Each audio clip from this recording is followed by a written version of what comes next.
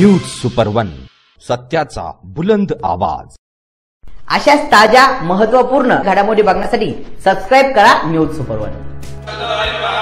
शिर्डीत राष्ट्रवादीच्या शिबिरानिमित्त उपस्थित असलेले महाराष्ट्र राज्याचे उपमुख्यमंत्री अजित पवार यांनी सपत्नीक श्री साईबाबांचे दर्शन घेतले।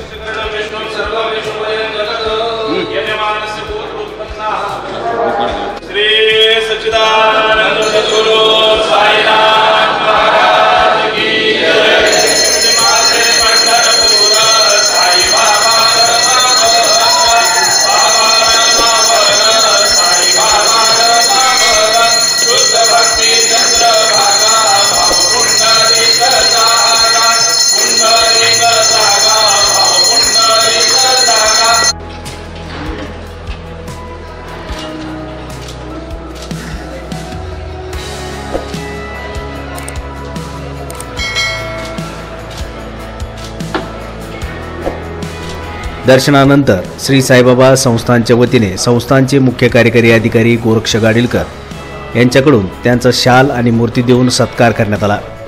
या प्रसंगी राष्ट्रवादी काँग्रेस पार्टीचे कार्यकर्ते पदाधिकारी मोठ्या संख्येने उपस्थित होते। न्यूज सुपर वन साठी राजेंद्र दुनबळे, शिर्डी।